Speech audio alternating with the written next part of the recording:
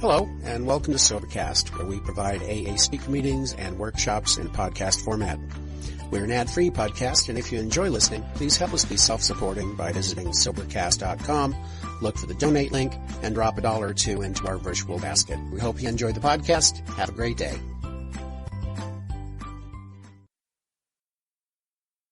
So that's why we got to get rid of them. The book says if we were to live, we had to be free of anger. The grouch and the brainstorm were not for us. They may be the dubious luxury of normal men, but for alcoholics, these things are poison. We turn back to the list. See, this is why you got to have a written inventory. If you were trying to inventory this in your head, you would already have lost it. We turn back to the list, for it held the key to the future. We were prepared to look at it from an entirely different angle. Always before I looked at it to see what those suckers had done to me. Today I look at it from the angle that if I carry that resentment, it's going to cause me to get drunk. And I'm looking at it now from an entirely different angle. We begin to see that the world and its people really dominated us. In that state, the wrongdoing or others fancied or real had power to actually kill. And I read that and I thought, oh my God, how stupid can you be? All my life, I've been proud of the fact that I stand on my own 2 feet. Nobody tells me what to do. I don't need your advice, thank you. And I suddenly realized that other people have controlled and ruled and dominated my thinking as far back as I can remember through my resentments toward them. When I'm resenting them, they're controlling and dominating the way I think. They're controlling and dominating the decisions that I make. They're controlling and dominating my actual life. And if it's going to cause me to get drunk, I've given other people the power to actually kill me through my resentments toward them. And I said, man, you really are dumb. Because some of these people have been dead and buried in the graveyard for years. Been reaching out from the grave and had me by the yang-yang as far back as I can remember. And when I saw that, I said, to hell with them. I'm not going to let those people, alive or dead, live in my head rent-free any longer. I've made a decision to let God direct my thinking. If they direct it, God can't, and it's just that simple. And you know, a marvelous thing happened to me. We alcoholics fancy ourselves as reasonably intelligent people. Now, I don't think we're smarter than anybody else, but I think we're reasonably intelligent people. And we don't like to look stupid and dumb. And we see how dumb and stupid these resentments really are.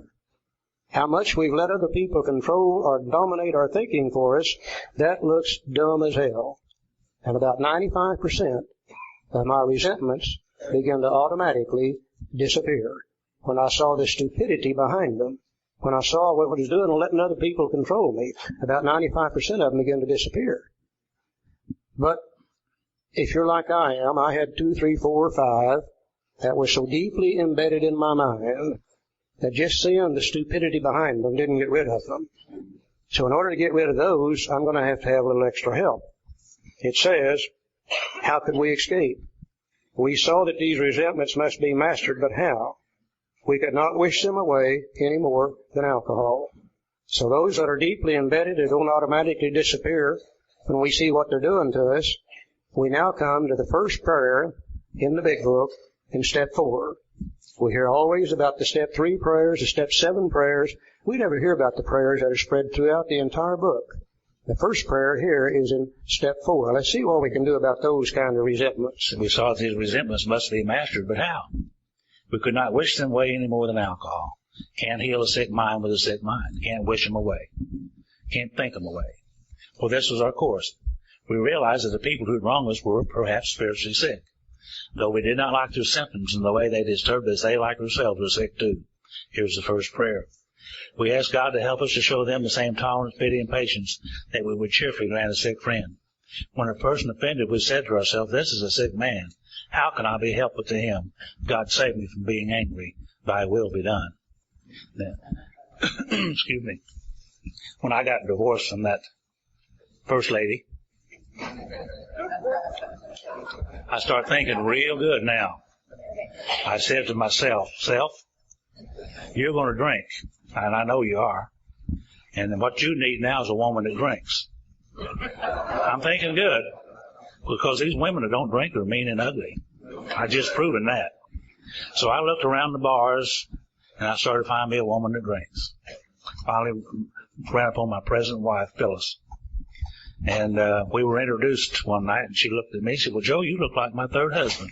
And I said, well, my God, how many have you had? And she said, 2.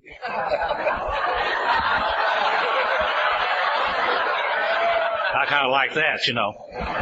So I've been watching her, and she drank, and she'd come into the bar about 5:30 in the evening and drink till midnight. And in Oklahoma, we had to go to private clubs to continue to drink. And we did that night after night after night after night after month after month. And I like this. She's my kind of woman, see. So we get married. And boy, that was a big one. See, I had come out of that bad marriage with a list of things this long I wasn't going to let this next one do. And she come out of her bad marriage with a list of stuff this long that she wasn't going to let me do. And we're enforcing our list on each other and trying to stay drunk half the time. Nothing but trouble. We got to where we couldn't even drink together. So we kind of made a deal. We split Tulsa right down the middle. 41st and South was hers. 41st and North was mine.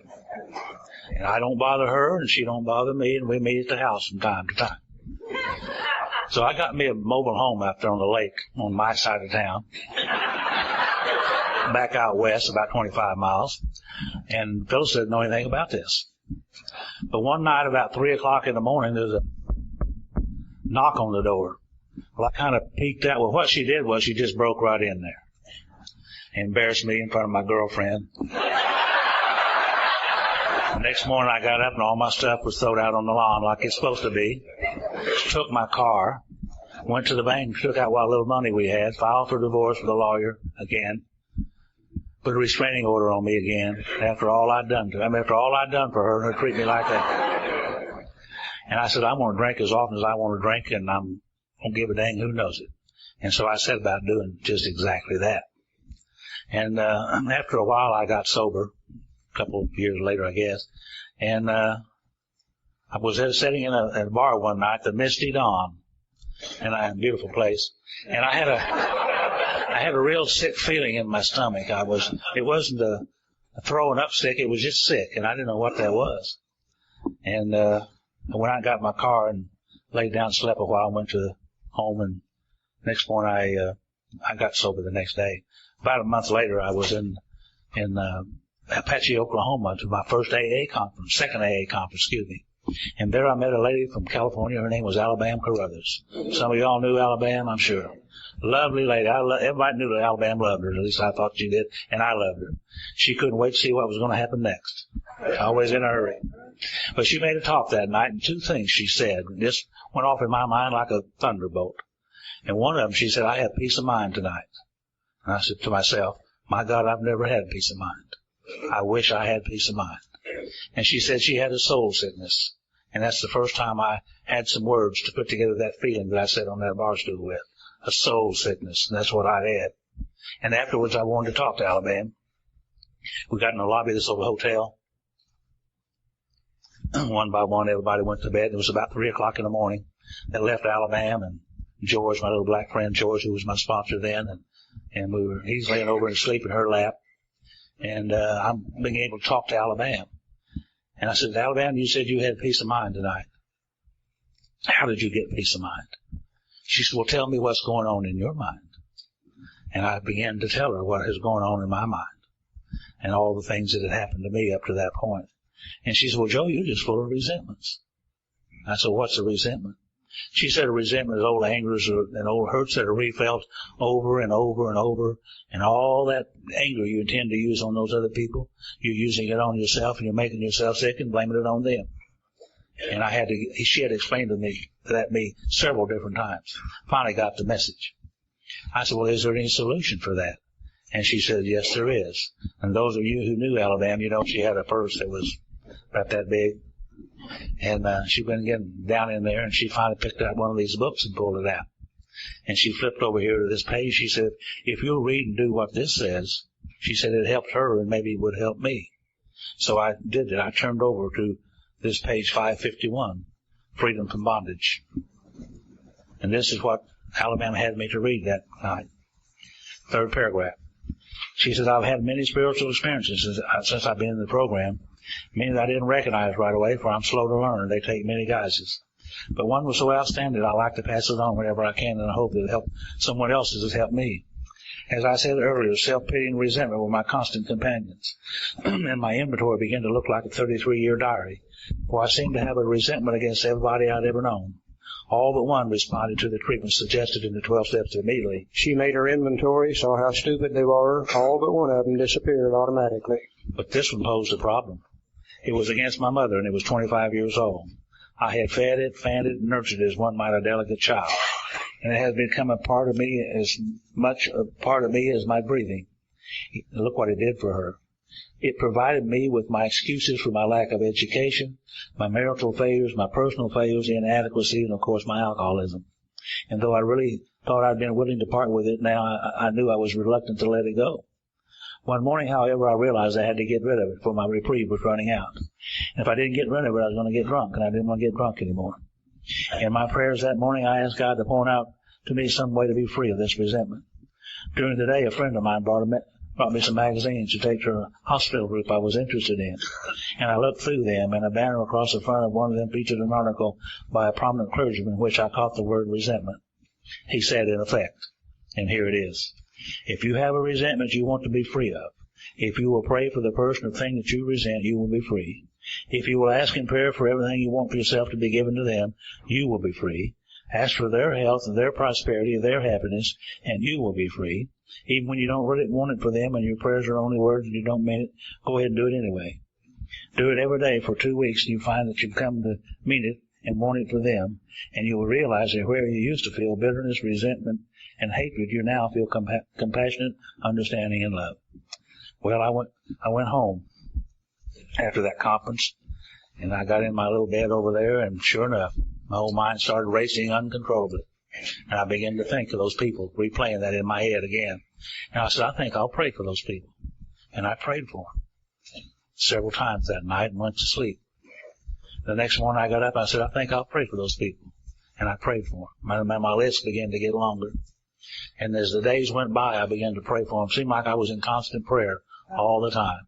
I'd be driving down the street praying out loud in my car. I'm sure people thought I was crazy. I was, but, I was praying for those people.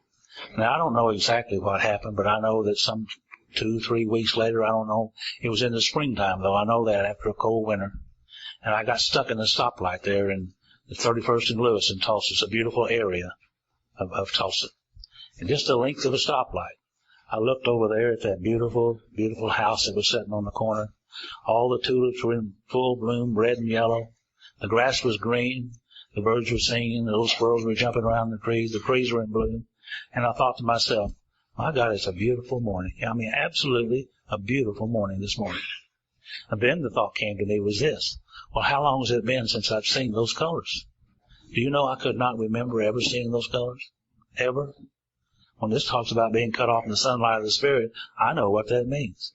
I really do know what that means. And I don't want to go back into that ever again. And I've always tried to figure out a way to get even with people. And I finally figured out the way you get even with people is you pray for them. You love them. You get even with loving them. And there's not a better way to love people than pray for them. And when you pray for them, then you're even. And all that hate and anger goes away. See, I've learned another little lesson from that too. That love is forgiving. And love is forgiving. You see. Thank God for this program. Otherwise, I'd still be back there somewhere. I think the reason this works so well is that when we're praying for the welfare of another human being, asking God to give them in their lives what we wish for our own, the same peace of mind, happiness, serenity, prosperity, whatever it is we want. Prayer for another human being is one of the greatest expressions of love that one human being can have for another, and love and hate can't exist on the same plane. As we pray for them, after a while, we wake up some morning, and by God, his resentment's gone. And in this place, we find a little understanding, a little compassion, a little tolerance, a little patience with other human beings. Now just think, if 95% of these resentments up here in my display cases in my head, if 95% of them disappeared because they look so stupid, if the other 5 can be removed through prayer, then that means I can empty those display cases out. My mind becomes resentment-free.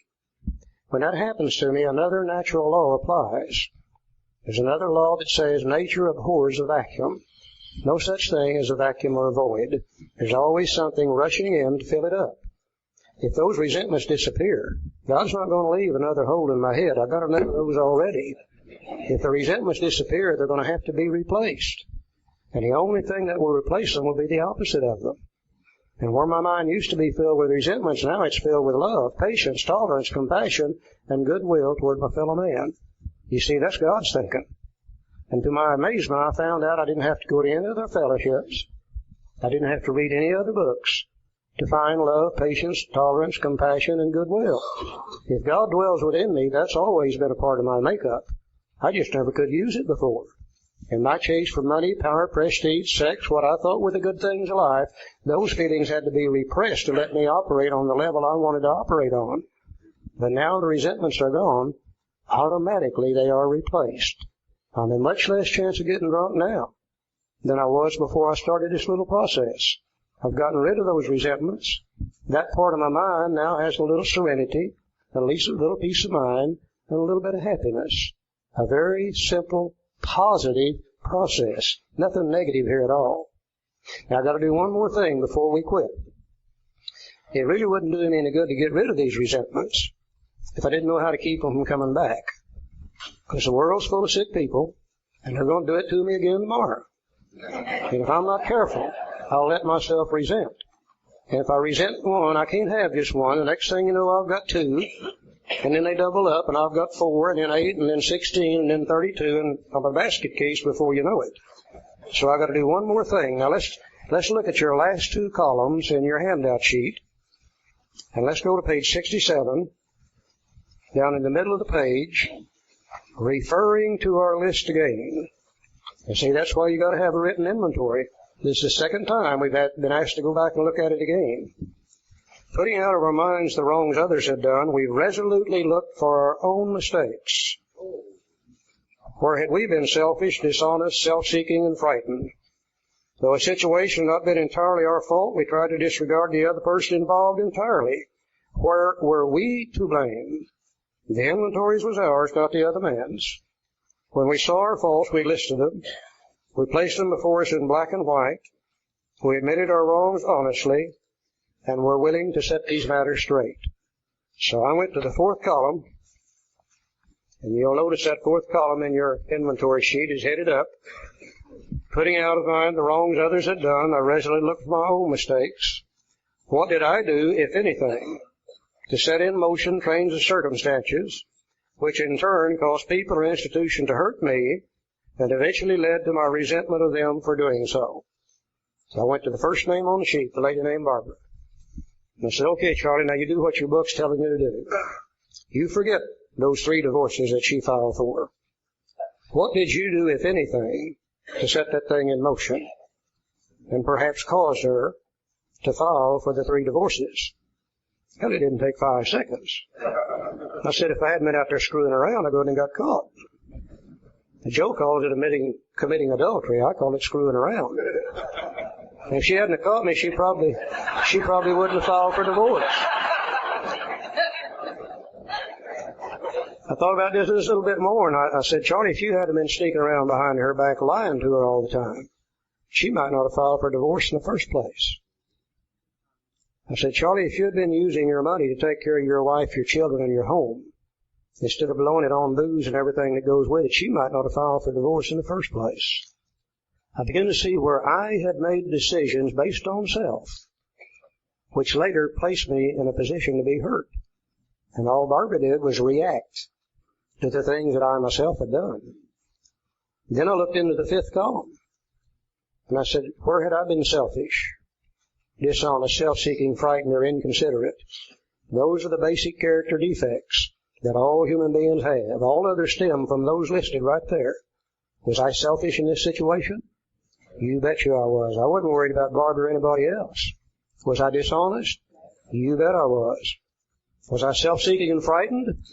I found myself saying, man, you're getting close to 40 years old. If you don't get out there and get some of it now, it'll be too late before long. Fear drives people to do a lot of things they shouldn't be doing. Was I inconsiderate of my wife and children? You bet you. And the first time in my life I began to see why I love that resentment so well. Because you see, every time I played it over in my head, I distorted the picture just a little bit. I made her filing for 3 divorces a little bit worse. I made what I did just a little bit less. And let me play it long enough, I can distort the picture to the point that I transfer all blame to her and make myself as pure as a driven snow. If you're a good practicing alcoholic, you've got to develop those kind of skills. There's no way that we could live with ourselves if we had to honestly see what's going on when we're out there doing our thing. But you see, we don't have to do that, because we can use those resentments, distort the picture, transfer all blame to them, make ourselves as pure as a driven snow, and go right on living the kind of life that we want to live. And we men go from woman to woman to woman, and you ladies go from man to man to man, and we go from job to job to job, and we go from city to city to city, and country to country to country, and it's always their damn fault. God, that's like to kill me when I saw that. And I thought, well, is this the only one on this thing? Have I hurt these other people too? I looked at the Internal Revenue Service. What did I do to set that in motion? Well, it became obvious I was cheating on my income tax, and they caught me. Yeah. And all they're doing, trying to put me in jail for trying to steal from them. I put it in motion. Now, was I selfish when I did that? Was I dishonest when I did that? You betcha. Let's look at old Rose there with Joe. Joe, what did you do, if anything, to set that thing in motion?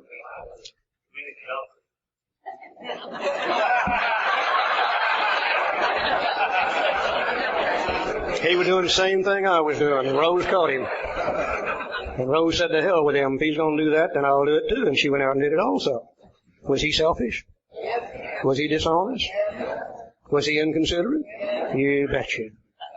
My whole list of names, 152 names, I never found a one that I hadn't done something to them, made a decision based on self which hurt them. They in turn retaliated against me and created pain and suffering for me. I in turn resented them for doing so and played it over and over and over and gradually transferred all blame to others. That's the truth behind my resentments. That's a moral inventory when I saw the truth behind these things. That it was all me. I did it in the first place. Now yours, you may have some that you didn't do anything to set it in motion. But in my case, there was not a name on there that I myself hadn't set that thing in motion. And for the first time I began to see, looking out in that 5th column, if I stay selfish, if I stay dishonest, if I stay self-seeking, frightened, and inconsiderate, I'm going to keep right on doing the same old things. I'm going to keep right on hurting people. And they're going to retaliate, and I'm going to resent, and eventually it's going to cause me to get drunk. Just think.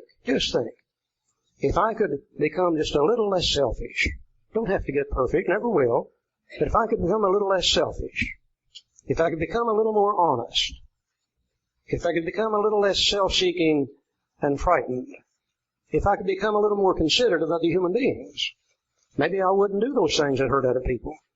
Then they wouldn't retaliate, and then I wouldn't resent, and then I wouldn't get drunk over it. For the first time in my life, I saw in the 5th column what I had become through living a life run on self-will. I always thought I was a pretty damn good guy. I just drank too much. And when I looked in that 5th column and saw how selfish I really was, how dishonest, how frightened, how inconsiderate I really was, for the first time, it damn near made me sick when I saw that. But if I could get just a little better in those areas, then just maybe I wouldn't be hurting people. Now what we're really doing here, we're in the process of doing step 4. This is the resentment part of it.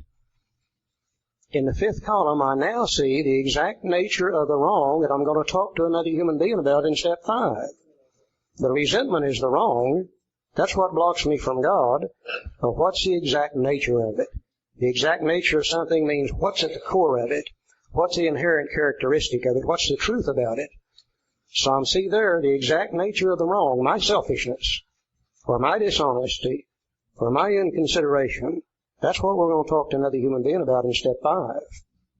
Also in the 5th column, I see the character defects that I'm going to become willing to turn loose of in step 6. Knowing full well if I don't and stay that way, I'm going to get drunk sooner or later. Also in the fifth column, I now see the character defects I'm going to ask God to take away, the shortcomings in step 7.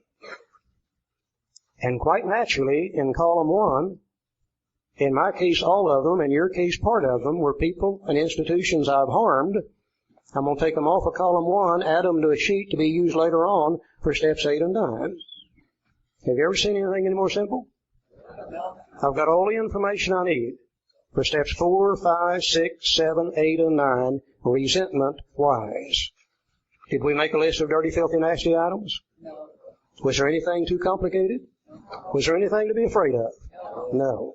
And you can do this in a matter of 2 or 3 hours at the most. If you just sit down, take the sheets, and do it. It's a very simple process with a very positive happening. Now, I hear some of you saying, and I hear good. I can hear awful good. I hear some of you saying, well, Charlie, that's probably all true for those people that we did something to them to set it in motion. But how about those that hurt us and we didn't have anything to do with it? How about those that hurt us when we were kids growing up? How about that physical, mental, and sexual abuse that we suffered when we were kids growing up? And ladies, make no mistake about this. You're not the only ones that got hurt in that area. I don't know how many fifth steps I've taken with people, had them take it with me, and I've never had a man yet that didn't have some of the same crap when we were kids growing up. How about those kind of resentments? Aren't we justified in having those? I guess we are, if we want to get drunk. But a justified resentment blocks you off from the sunlight of the Spirit just as fast as an unjustified resentment does. Because if we're resenting them, justified or unjustified, they're controlling the way we think. They're controlling our decisions. They're controlling our lives. And we give those people power to actually kill us. It doesn't make any sense to let somebody hurt me 10, 15, 20 years ago and let them hurt me every day for the rest of my life. And as long as I'm resenting them, they've got me. They control what I think, and they control what I do.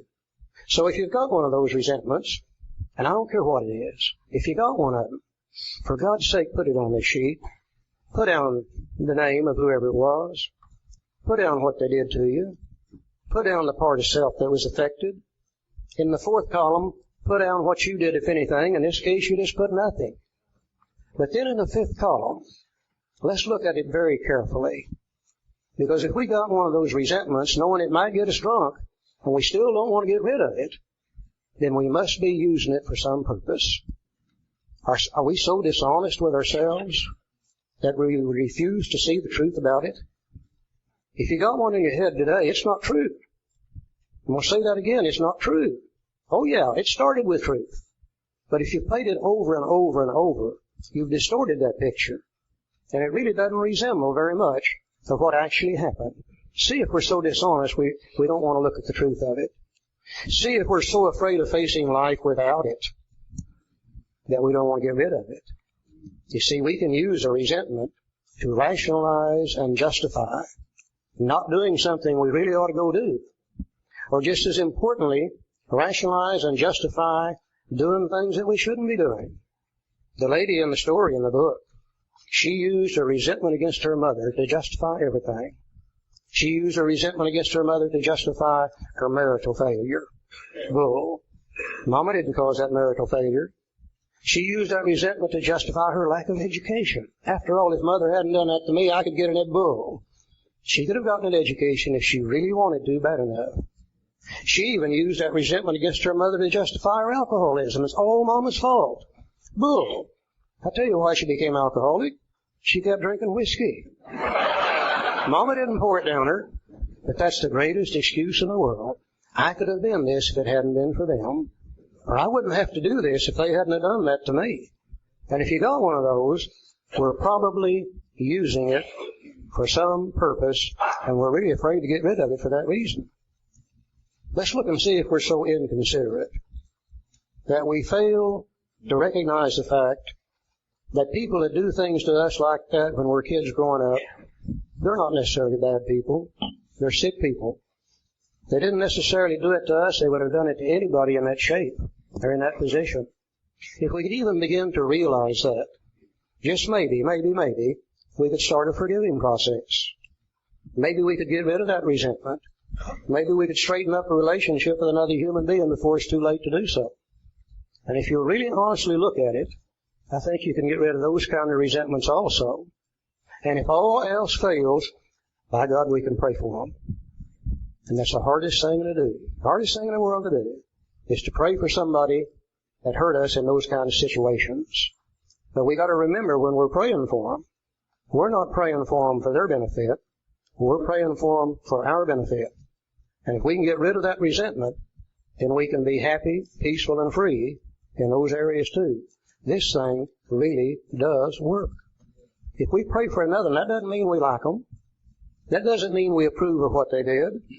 That doesn't mean we're going to walk hand in hand with them for the rest of our life. What it means is we're tired of letting others make us sick. And we just don't have to be that way if we don't want to.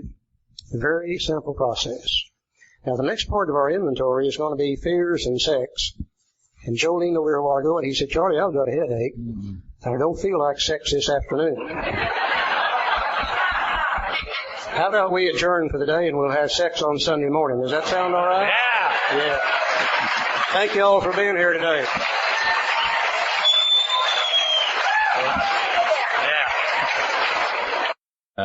I've been sober since November the 3rd, 1973. For that, I'm pretty thankful. Yeah. And it's truly by God's grace. And I want to tell a little story before we get started this morning about these three little boys, about like David and Charlie and I. They were 22, 23 years old, and they were still in the 6th grade. You have to kind of get the picture there. And the principal wanted them out of the 6th grade desperately, so he called them in the office one day and said, boys, I want to ask you a question. If you get the answer to these questions, you go into the 7th grade. So they asked David, what is it that women have two of that men like to get their hands on? And he thought for a long time, and he finally said, well, women have two hands, men like to hold women's hands. He said, that's good, David. You go into 7th grade. He looked at Charlie and said, now, Charlie, what is it that men have one of that women like to get their hands on? And he thought for a long time, and finally he said, well, men have one billfold, women like to get their hands on a half billfold. I said, good, you're in the 7th grade. He looked over at me and said, now, Joe, I'm going to ask you a simple question. I said, God, I hope so. I missed those first two.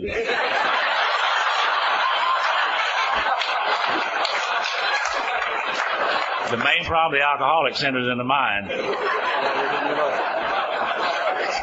Are you through? I'm through. All right.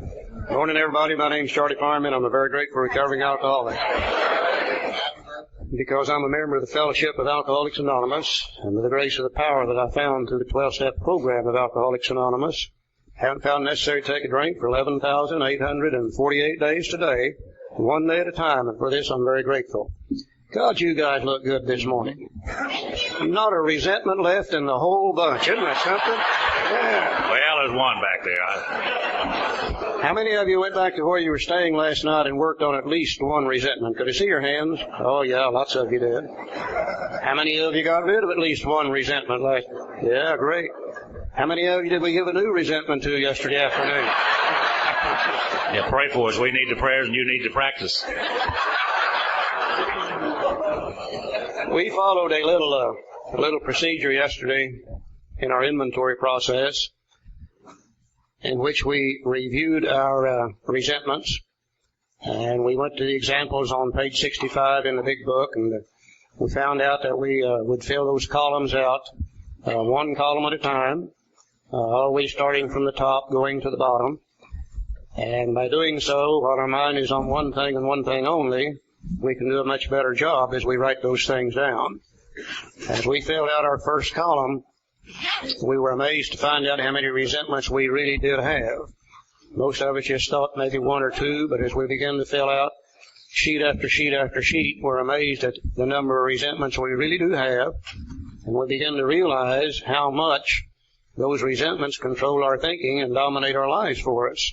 And we made a decision, step 3, to let God direct our thinking. If the resentments do, then God can't, and it was just that simple. In the second column, we put down the cause of the resentment, just using a few short words, writing down what they did to us or whatever we were resentful about, and etc. We found out in the second column, as we filled it out, that really it's what they've done to us that's got us upset. rather than them, it's what they've done. We begin to see that it's not so much people as what they've done to us that's got us upset. We could take Mr. Brown out, put Mr. Green in, and we'd have the same kind of resentment if he did the same thing to us. Third column, for the first time, as we filled it out, we begin to realize where anger comes from. And we begin to realize that anger is a threat to comes from a threat to one of those basic instincts of life. And we talked about the fact that if our basic instincts of life were under control, if our relationship with God is right, they could do about whatever they wanted to us, and don't have to be angry over it. But by the same token, if our relationship with God's not right, our basic instincts are not under control, about anything they do to us is going to cause us to have a resentment. So we really learned 3 good things just by filling out the sheet. We looked at it some more, and we began to realize the hours that we had actually squandered in resentments. We began to see that those things really never did us any good. Certainly never made us any money. Certainly never straightened up a relationship with another human being. Never made us feel better, only made us feel worse. And we began to realize that we had squandered literally thousands of hours in resentments toward other people. And that was one of the bad things about them. But we also found out that wasn't the worst thing about a resentment. The worst thing is it blocks us off from God. And blocked off from God, we don't feel good. And after a while, we become insane, and we believe it's okay to drink, and we end up drunk all over again. And we begin to really see those things. We begin to see how useless those resentments really were. As we look back to the list again, we begin to see that the world and its people really dominated us throughout our entire lifetime. Through our resentments toward them, they controlled our thinking, they controlled our decisions, they controlled our actions. We don't like to look stupid. So a lot of those resentments disappeared simply when we saw the stupidity behind them. We also had a prayer that we could use in order to get rid of those resentments that don't automatically disappear, to the point we could become resentment-free. And we found out if our mind is freed of resentments, God can't leave another hole in our head. We got enough already, that those resentments would have to be replaced with something else. The only thing that could replace them would be the opposite of the resentments. And where our mind used to be filled with resentments, now we have little love, patience, tolerance, compassion, and goodwill toward our fellow man. And the great thing is, we found out we didn't have to go to any other fellowships, read any other books to find love, patience, tolerance, compassion, and goodwill. If God dwells on each of us, and I'm sure He does, the book says so, then that's always been a part of our makeup. Now, where our mind used to be occupied with resentments, now it's filled with God's thinking in that part of the mind. We're in much less chance of drinking than we were before we started the inventory process. We did one more thing. We went back to that particular resentment, and we looked to see the part that we played in it. In the 4th column we had on the sheet, we looked to see what we did to set this thing in motion and cause those people to retaliate against us, which in turn caused us to resent them. And we found out in the majority of the resentments, in my case every one of them, that I had made a decision somewhere in the past based on self, which later placed me in a position to be hurt. And those people retaliated against me, and then I resented them for doing so, and then I played the resentment over and over and over in my head, gradually distorted the picture, transferred all blame to them, made myself as pure as a driven snow. And if you're a practicing alcoholic, you got to develop those kind of skills. We couldn't live with ourselves otherwise. So I begin to see, really for the first time, that it's not them at all. It's me and my decisions that I've made which put me in a position to be hurt. In the 5th column, we look to see which character defect is involved. And we found out the book talks about selfishness, dishonesty, self-seeking, frightened, and inconsiderate. And those are the basic character defects that all human beings have to a certain extent. And I found out that if I wasn't so selfish, maybe I wouldn't do those things to hurt other people. If I wasn't so dishonest, maybe I wouldn't put myself in a position to be hurt at a later time. If I wasn't so self-seeking, frightened, and inconsiderate of others, that maybe I could get along a little better in this world. I begin to see for the first time the things I'm going to need to change if I want to live in the future with a little peace of mind, serenity, and happiness. We also said in the 5th column, we see the exact nature of the wrongs we're going to talk about when we take step 5 with another human being. In the 5th column, we see the character defects we're going to be willing to turn loose of. In the fifth column, we see the shortcomings we're going to ask God to take away. We also found that the majority of the people at column 1 were people or institutions that we had harmed, and they'll come off of that sheet, and then they'll be used later on for steps 8 and 9 when we get to that part of the program. So basically, we gathered up all the information we needed for 4, 5, 6, 7, 8, and 9, resentment-wise, through that little inventory sheet yesterday. Today, we're going to continue the same process. We're going to look at our fears this morning. We're going to look at our past sex life this morning. We're going to look at harms we've done to people other than just sexually. And we're going to follow the same identical procedure that we used for resentments, Joe. Let's go to page 18 before we talk too much about those fears. We're going to do what the book says. We're simply going to find the facts, and we're going to face the facts, and then we're going to engage in a process so we can accept the facts. As Charlie said yesterday, we reiterate this morning, we're not going to psychoanalyze ourselves. We're not going to say that the reason we have these fears is because Mama put us on the potty chair backwards or something. We're not going to do that kind of thing. We're just going to find the facts and face the facts and engage in a process so we can accept the facts. And we read yesterday, he said, when the spiritual malady is overcome, we straighten out mentally and physically the spiritual malady. Spiritual not only means my relationship with God, but it means my own internal feelings about things, the spiritual, my spirit of myself. When the spiritual malady is overcome, we straighten out mentally and physically. And we're going to look at these ideas, emotions, and attitudes, Dr. Jung told Roman, which were the guiding force of the lives of these people. And I'm going to go back here and read this page 18 because this one paragraph really tells my whole story. He says, an illness of this sort, and we've come to believe it an illness, involves those about us in a way no other human sickness can. If a person has cancer, all is sorry for him, and no one is angry or hurt. But not so with the alcoholic illness. For with it goes annihilation of all things worthwhile in life. It engulfs all whose lives touch the sufferers. It brings misunderstanding, fierce resentment, financial insecurity, disgusted friends and employers, warped lives of blameless children, sad wives and parents, and anyone can increase the list. In other words, alcoholism is a family illness. It affects everybody in the family to some degree. And if you live with one of us very long, you're going to be affected by it. That's a fact. And I go back into my life, and I know today that my dad was an alcoholic. I didn't know that at the time. He had an obsession to drink. And my mother had an obsession to see that he didn't drink. It seemed like every time my dad took a drink, my mother's personality changed. And I grew up in this. And my dad ended up in West Tulsa. We lived on a farm back in the late 30s, and we couldn't make it there anymore. We came to California, didn't make it out here very well, and we went back to Oklahoma. And my dad ended up in West Tulsa, which is the wrong side of the tracks, of course. And Charlie lived over there, too, Garden City. But my dad got a job as an ice man, and he was hauling ice to people's houses to stock their refrigerators with 6 days a week. Back-breaking work, hauling that ice upstairs and wherever you needed to go with it. And he'd get off work on Saturday evening, and he'd go down by the bootlegger and pick up a pint of that whiskey, homemade whiskey we had back there, and spend $1 for it. Now, I believe this today.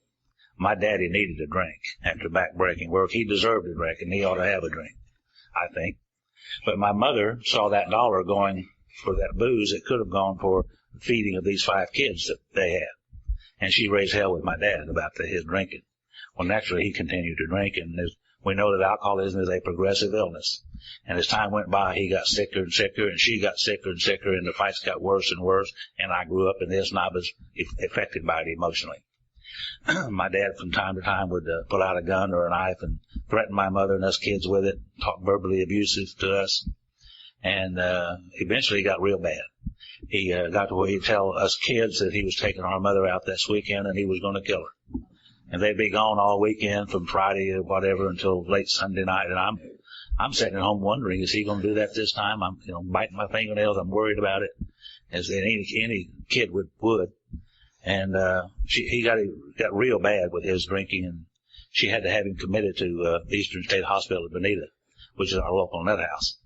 And they didn't have any alcoholic treatment wards in those days. What they did have was a criminally insane ward. And that's what they did with alcoholics in 1949 and 50, 51. They put them in the criminally insane ward, and they would stay there till they got well. Think about that.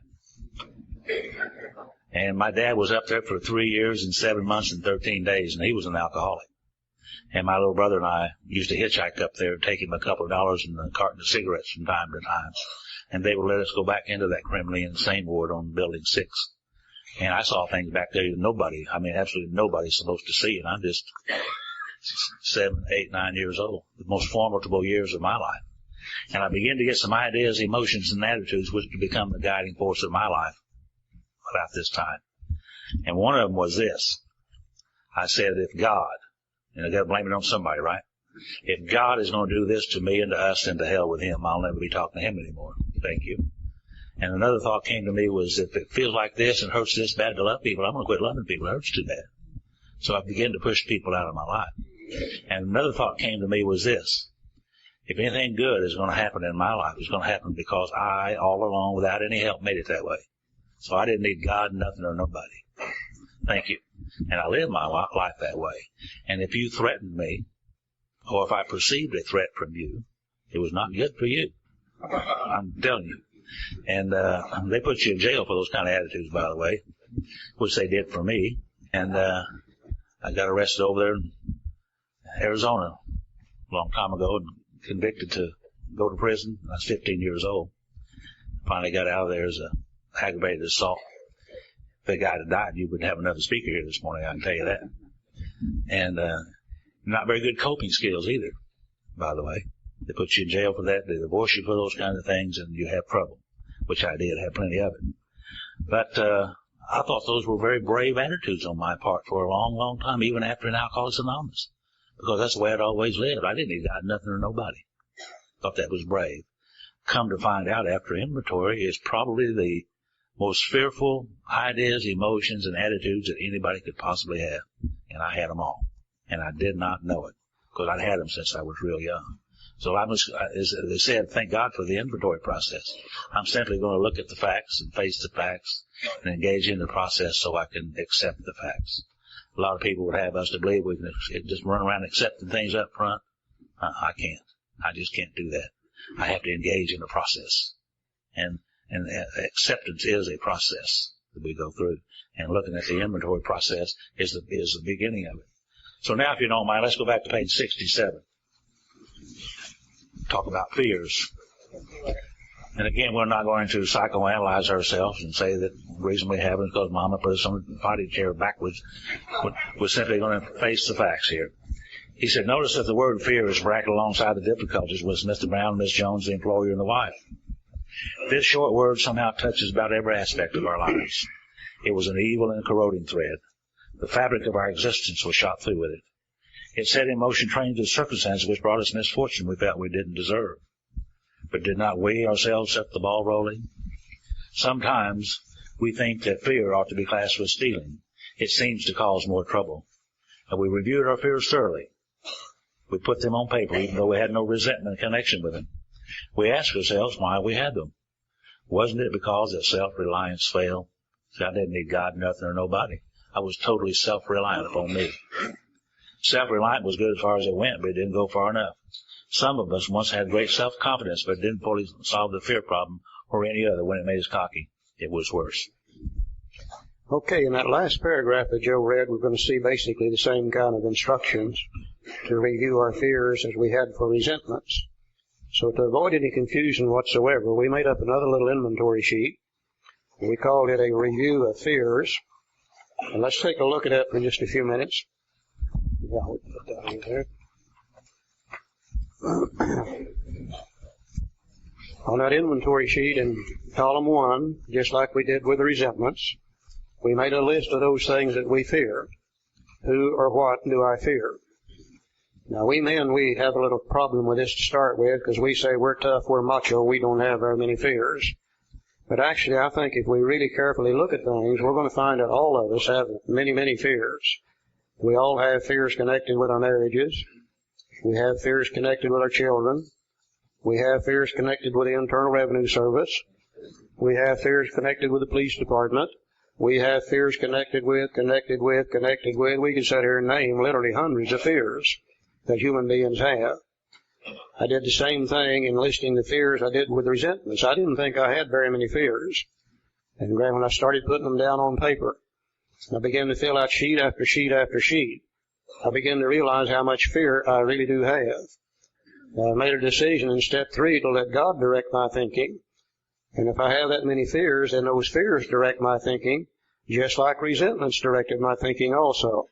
They block me off from the sunlight of the Spirit. I don't think we'll ever realize how much fear we've got until we put them all down on a sheet of paper. You can only see one fear at a time in your head, period.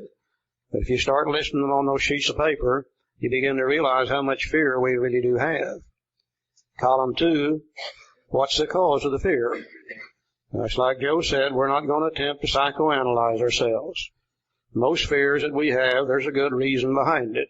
For instance, it says at the column 2, at the head of column 2, what are they going to do to me? Am I perhaps going to jail? Am I going to lose something of material value? Am I going to lose face? Will it result in divorce? Will it destroy a personal relationship? Might I lose my job, etc.? Every fear we've got, there's going to be some root cause behind it. I find in my own particular case, most of my fears are usually centered around about one of 3 different things. I'm usually scared to death I'm not going to get something I want. I'm scared to death I'm going to lose something I've already got. Or I've done something I shouldn't have done, and I'm scared to death what they're going to do when they find out about it. Nearly all my fears come from those particular kind of things. Column 2, I just list the cause of the fear. If I can't determine the cause, I just put unknown or I don't know. Column 3, which part of self is affected? Just like with resentments, I can't experience a fear unless there's a threat to one of my basic instincts of life. If you threaten my social instinct in any way, my personal relationships, my self-esteem, etc., it's going to create fear. If you threaten my security, it's going to create fear. If you threaten my sex life, it's going to create fear. And once again, as I go down and fill out column 3, I begin to see for the first time in my life where fear really does come from. I always thought it was another one of those feelings, just like anger was, that flitted through your head. You could do nothing about it. But as I begin to fill out that 3rd column, I see that fear is a reaction to a threat to one of the basic instincts of life. And just like with resentments, if my relationship with God is right, if my basic instincts are under control, you can say or do about anything you want to me, and I'm not going to experience fear. But you can bet your boots, if my relationship with God's not right, if my basic instincts are out of control about everything you say to me and do to me, it's going to create fear in me. So we do the same thing there that we did with resentments, just exactly like that. Column 4. What did I do? Just like with resentments. What did I do, if anything, to set the ball rolling and set in motion trains of circumstances which have led to my being in a position to have the fear? And I'm going to find in many, many cases, I've made decisions based on self, which later puts me in a position to have to experience that fear. Same way I had with resentments. So I look to see the part that I play in each one of those fears. Column 5. Which character defect is involved? And if I wasn't so selfish, I wouldn't have to be worried about losing what I've already got or not getting what I want. If I wasn't so dishonest, I wouldn't be lying and cheating and stealing and have to worry about what are they going to do whenever they catch me. If I wasn't such a selfish, self-seeking, frightened individual in the first place, I wouldn't have to experience so much fear. If I was more considerate of other human beings, more concerned with what they need and what they want than I am with what I need and what I want, I wouldn't have to experience so much fear. But just like with resentments, if I stay selfish, if I stay dishonest, self-seeking, frightened, and inconsiderate, I'm going to keep right on experiencing the same old fears. They're going to block me off from God. And sooner or later, I'm going to end up drunk over them, just like I did with resentments. So we treat this just exactly the same way as we did with our resentment sheets. It's a very simple thing to do. Nothing complicated about it at all. Now, if you think resentments look stupid on paper, wait till you get your fears down on paper. They look good in your head. But you get them down on paper, and they look double dumb. You know, they really do. And when we see the stupidity behind those things, and we'll never see it till we get it on paper and fill this sheet out. When we see the stupidity behind those things, about 95% of those fears are going to disappear automatically, just like 95% of the resentments disappeared. But there's probably going to be 1, 2, 3, 4, 5 that have been embedded in our minds so deeply that we're going to have a little help in order to get rid of those. We now come to the second prayer in step 4 in the big book Alcoholics Anonymous, Joe. The book said on page 68, well, perhaps there's a better way. So we think so. For we're now on a different basis, the basis of trusting and relying upon God. See, prior to this third step in my life, I didn't have any God in my life. I depended on me. I was self-reliant, and that failed me. But now I'm on a different basis, the basis of trusting and relying upon God. We trust our infinite God rather than our finite selves. We're in the world to play the role He assigns. Just to the extent that we do as we think He would have us and humbly rely on Him, does He enable us to match calamity with serenity. Now, we never apologize to anyone for depending upon our Creator. We can laugh at those who think that spirituality is the way of weakness. Paradoxically, it's the way of strength. The verdict of the ages is that faith means courage. All men of faith have courage. They trust their God. Now, we never apologize for God. Instead, we let Him demonstrate through us what He can do. And here's the prayer. We ask Him to remove our fear and direct our attention to what He would have us be. And at once, we commence to outgrow fear. You know, my sponsor, old Franklin, at the time told me, he said, Joe, the two most important things about prayer, absolutely the most important things. And he said the first one is to start, and the second one is to continue. Most important. And as I look back over my life and when I first started praying, I can see that every time I have prayed about anything, I have changed just a minute little bit, hardly noticeable to anyone, including myself. And the next time I pray, there's another little fuzz of a change. And the next time I pray, another little bit of a change. And as time goes on, I have seen a major change in me. I am not what I used to be when I arrived at Alcoholics Anonymous. Believe me, I'm not. I have made a major change in my life, primarily through prayer. You know, we hear always about the promises on page 83 and 84 in the big book. Hardly ever do you hear people talk about the promises spread throughout the entire book. I think this is one of the greatest promises anywhere in the book. We ask Him to remove our fear and direct our attention to what He would have us be. At once, we commence to outgrow that fear. So if you got one of those deeply embedded fears, if you can't get rid of it through filling out the inventory sheet and seeing how stupid it is, we turn to God, and we ask God to remove that fear from us, direct our attention to what He would have us be instead, and at once we commence to outgrow that fear. And just like with resentments, if we repeatedly pray for that, someday we're going to wake up and that fear is going to be gone. Now, if the fears are removed, if my file cabinet that I have over here in my head, if those fears are removed and emptied out, then once again, God's not going to allow another hole in my head. They're going to have to be replaced with something else. And the only thing that will replace them would be the opposite of the fear. Where my mind used to be filled with fear, now it's filled with a little faith and a little courage. And I can do many, many things that I was afraid to do before. And just as importantly, I could quit doing some things I was afraid to quit doing too. Absolutely amazing. In order to get the faith and courage, I didn't have to go to any other fellowships or read any other books.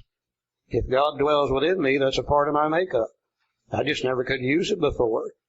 In order to live the kind of life I wanted to live, faith and courage had to be repressed to let me operate on the level that I wanted to operate on, and I was running on fear 100% of the time. But now that the fears are gone, then faith and courage can automatically come to the surface. And I find that part of my mind now, instead of being occupied with fear, it's occupied with faith and courage. Much less chance of drinking now than I was before I started the inventory process. A very positive happening. And you really can't understand it until you fill out the sheets and do this little bit of this inventory, and you get the results, and then you'll know just exactly why you needed to do this fear thing. It really does work. Once again, we're in the process of doing step 4. This is the fears part of it. Out in that 5th column, we see the exact nature of the wrong we're going to talk to another human being about. The fear is the thing that blocks me off from God, but what's the exact nature of it? And it's those old character defects behind it every time. Out in the 5th column, we see the character defects we're going to be willing to turn loose of in step 6. In the 5th column, we see the shortcomings we're going to ask God to take away in step 7. And quite naturally, some of the names on column 1 will be people and institutions I've harmed I'm scared to death what they're going to do whenever they catch me. And they'll come off of column 1 and be added to the sheet to be used later on for steps 8 and 9. And one thing that really surprised me is I kept seeing some of the same names appearing on the fear sheet that I had on a resentment sheet. You know, I resented Barbara, and I feared Barbara. In fact, I'm still a little bit afraid of her today. If she ever finds out everything I was doing 34 years ago, she may file for divorce again. I resented the Internal Revenue Service, and I feared the Internal Revenue Service. I resented the police department, and I feared the police department. I was amazed that I'd never tied that together in my head, how closely those resentments and those fears relate to each other, and how many of the people I resent, I'm also scared to death of them. You'll never see that until you get it down on a sheet of paper and actually take a look at it. Now, we don't want to try to lead you to believe that you could ever be 100% free of resentment or 100% free of fear. You know, God never gave us anything that was bad. It depends on what you do with things that determine whether they're going to be good or bad. A resentment, for instance, can be used for a worthwhile purpose. If somebody does something to me that threatens my self-esteem, if it causes me to honestly look at myself and see some changes that I need to make, then that kind of resentment can be used for a worthwhile purpose. Let me give you an example. Let's say we're living in the neighborhood. All the old houses are in pretty bad shape. They all need to be painted. Torn window screens, broken window panes. Mine's no worse than anybody else's. So I'm very complacent about that situation. I go home from work in the evening, I sit on the front porch, and I rock, and I rock, and I rock, and I rock, and I'm happy with the situation. Well, one day I look up, and some idiot has moved in across the street. He's out there painting his house. Fixes his window screens and window panes and makes my house look bad. I resent the hell out of him for doing it. I say, who is he moving in the neighborhood, screwing up the whole neighborhood? You know? If I use that resentment right, it'll cause me to be a little ashamed of my house, and I'll paint my house and fix the window screens and window panes. Next thing you know, my neighbor resents me for doing so, and he fixes his house up. After a while, God's got the whole neighborhood cleaned up like it should have been in the first place. That's the proper use of a resentment. You know, we alcoholics won't use it that way. We'll sit there on the front porch, and we'll rock, and we'll rock, and we'll resent, and we'll resent. And 30 days later, we'll go over at midnight and burn his damn house down.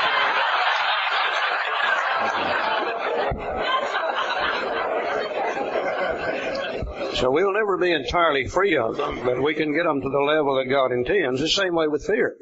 You can't live without fear. You know, fear brings caution. Fear keeps me from getting hurt.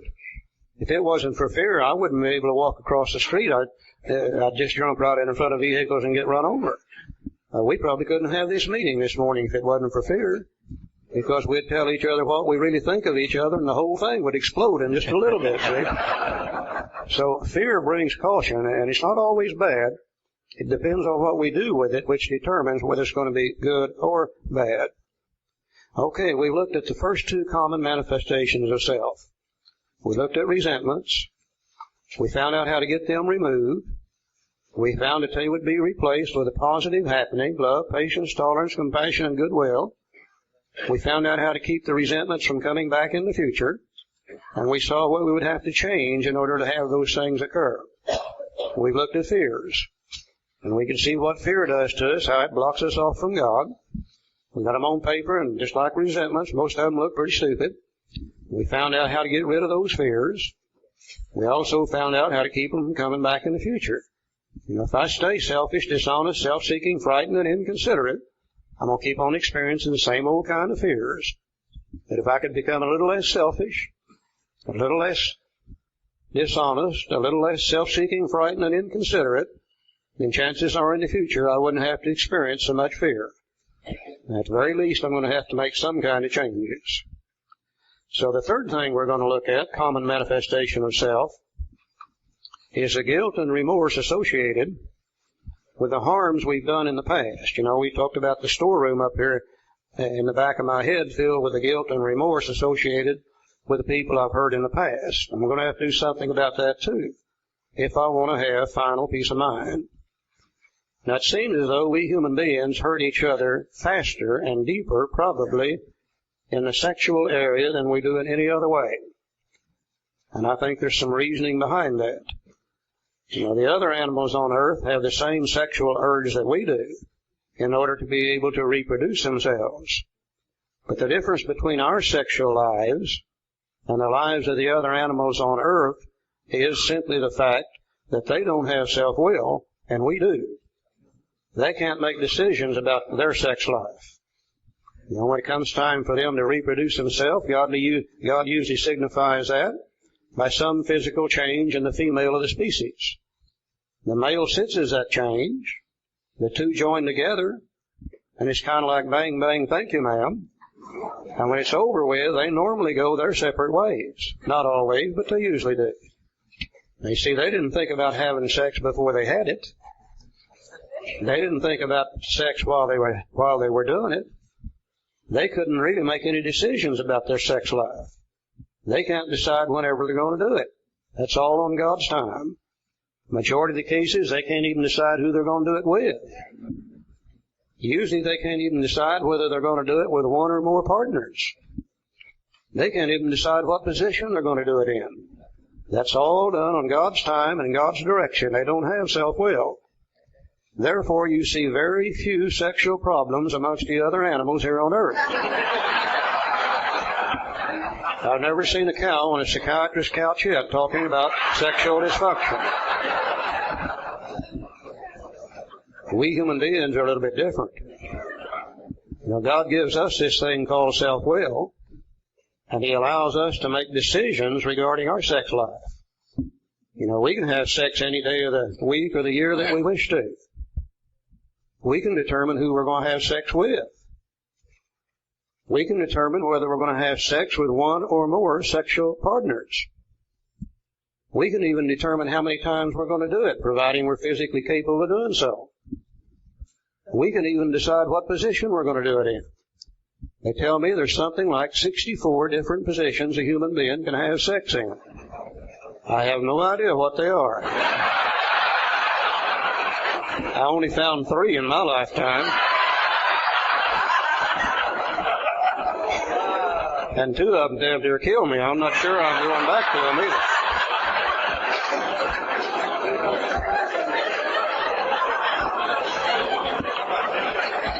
So, what we're going to look at this morning for just a few minutes is not so much as to how we do sex, as to how we think about sex.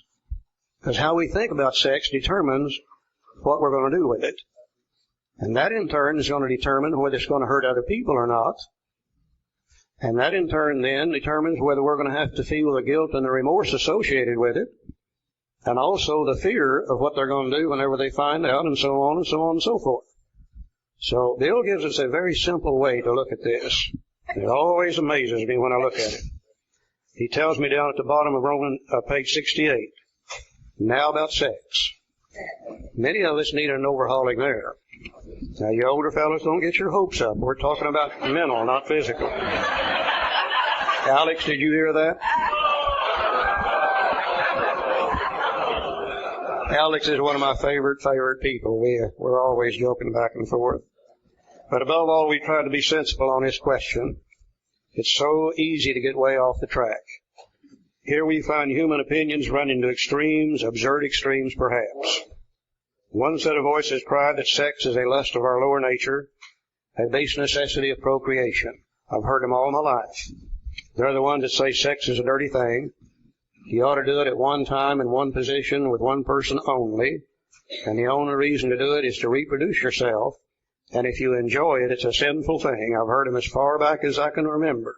They are to the extremes on one side. Then we have the voices who cry for sex and more sex, who bewail the institution of marriage, who think that most of the troubles of the race are traceable to sex causes. They think we do not have enough of it, or that it isn't the right kind. They see its significance everywhere. And you hear them today. They're the ones that say you ought to be able to have sex anytime you want to, with anybody you want to, with as many people as you want to. You ought to be able to enjoy it every time, and if you don't, there's something wrong with you. Maybe they call that the sexual revolution. I know it happened 25 years too late for me to participate in it. I know that.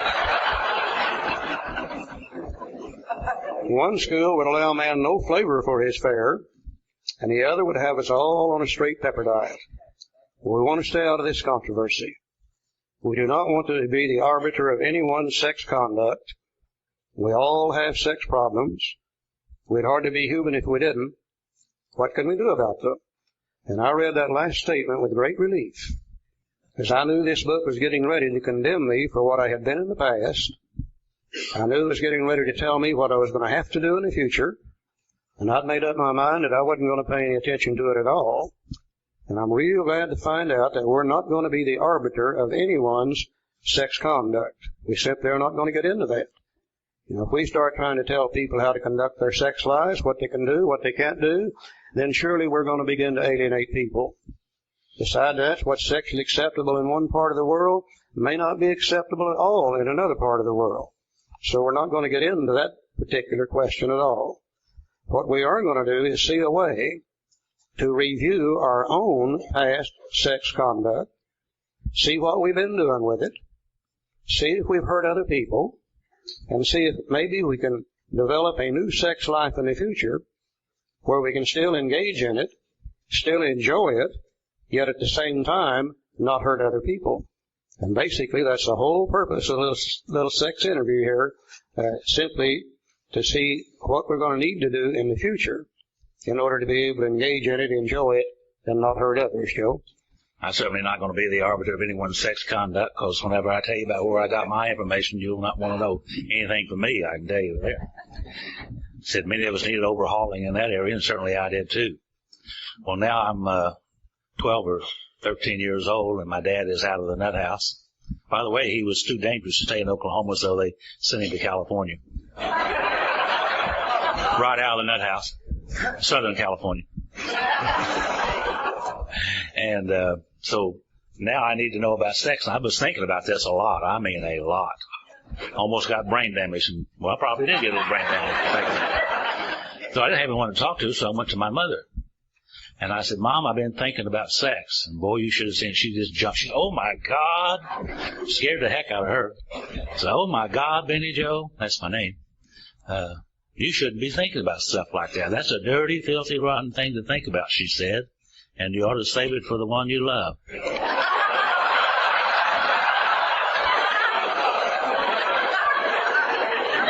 Besides that, she said, you shouldn't have sex unless you want to have children. Well, I figured that out right quick. She had 5 children. She had sex 5 times. No wonder my dad was in the nut house, I guess. So somehow I didn't believe that. I just didn't believe that. And we had sex education when I went to school, except they call it recess. You know, I learned a lot of things at recess about sex. But I still was interested in it, and I went to the Jenkins Cafe, and there were some older men and women, about 10 years older than I am, who knew all about it in front of the Jenkins Cafe, the men and women, and God, they just knew everything about it. About 16 years old. About 16 years old. Very well informed. And they loved to share with me all their experiences. And those little guys was telling me how often they were going out with these women, how many different times they would make love with them at night, and my eyes got that big around. And I believed everything they said. The fallacy of all that is that I believed all that stuff way after I got into Alcoholics Anonymous. And I never could live up to what I heard on the streets. And so therefore, I was disappointed all the time. And I know the first time I got to looking at this inventory process, I remembered again what it said here. I'm going to find the facts and face the facts. I'm going to look at my ideas, emotions, and attitudes of where I got my information from. I'm going to engage in a process to accept the facts. You know, the first time I went out after I got married, the first time I went out, the next day hurt. I mean, I really felt bad. I didn't know you were supposed to feel bad. Or no boy, who would have told me that? I felt bad about it. I mean, really bad. And the next time I went out, it wasn't quite so bad as the first time, and didn't feel quite so bad. And as time went by, I got to where it didn't hurt at all. And unfortunately, the thing with principles is, if you don't have any principles to live by, ultimately you don't have any reasons to live. And that's one thing that compromising the principles did for me. And that's where I found myself prior to Alcoholics Anonymous. Thank God I was able to look at this sex thing with the help of a lot of other people, because I told you I was dumb as a sack of hammers when it come to this idea. And I needed help from other people who seemed to know what they were talking about, really know what they were talking about. By the way, how many of you got your sexual information somewhat like I did? Yeah. When I arrived at Alcoholics Anonymous, I had the spiritual knowledge of a 6 or 7 or 8-year-old boy. I had the coping skills of an 8 or 9 or 10-year-old boy. And I had the sexual knowledge of a 12 or 13-year-old boy that I learned off the streets from people that didn't know any better about it than I did. You think I didn't need inventory to find out what was true and what wasn't true for me so I could live? Now that's what the inventory is about. How about the first time? Oh yeah, Charlie likes me to tell you about the first time I had sex. I was very selfish, and I was dishonest and self-seeking, frightened, inconsiderate, and I was also alone.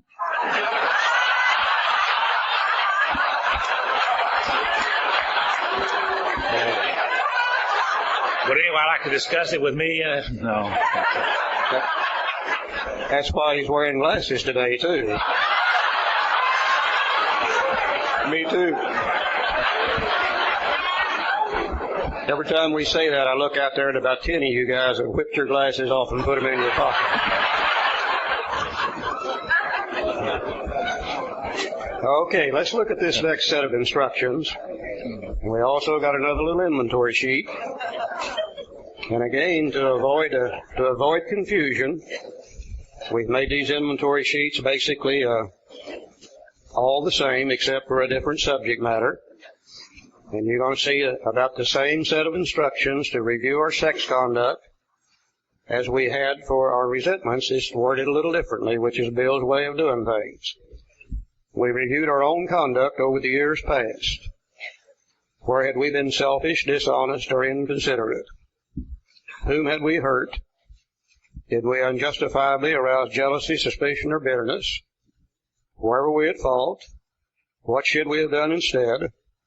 We got this all down on paper and looked at it. So in this little inventory sheet for our review of our sexual conduct of the past, column 1, who did it hurt? Now, I doubt if anybody in this room ever hurt anybody in the sexual area that we don't know just exactly who that is. That seems to be a form of knowledge that we all have. There may be some question as to, well, what do you do to hurt them? And I think we hurt people in the sexual area in many, many ways. You know, if I'm in a married relationship, I go outside of my marriage and I have sex out there, and my wife finds out about it, then surely I've created a problem for her. If not physically, at least emotionally. If the lady I had sex with out there, if it becomes common knowledge, then I've hurt her too. And if she has a husband and children, I've hurt them also. And one sex act could hurt several different people. I think sometimes we hurt people in the sexual area simply by demanding more than our fair share. Maybe our partner isn't too keen about having sex every time we want to. Rather than consider their needs and wants, we selfishly demand that they have sex with us when they really don't want to. Surely when we do that, we create a problem for them, if not physically, at least emotionally. I think sometimes we hurt people in the sexual area by demanding that they do things with us sexually that they really don't want to do. And once again, rather than consider their needs and wants, we selfishly demand those things.